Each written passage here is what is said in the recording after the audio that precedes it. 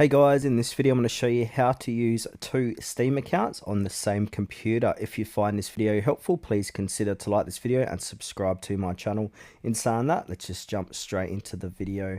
Okay, so you can use two Steam accounts on the same computer without any issues. Steam is designed to support multiple accounts, but not logged in simultaneously through the same client. So here's how to do it safely and easily. So open up Steam and log in with your account.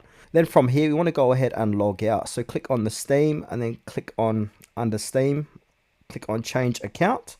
And then it will say this will allow you to select another Steam account. Your current account will be saved on this computer, so you can switch back to it in the future. So go ahead and click on, if you want, ask which account to use each time Steam starts. So go ahead and click on continue. Now it's going to say shutting down Steam. Then from here, it's going to reopen up the Steam client.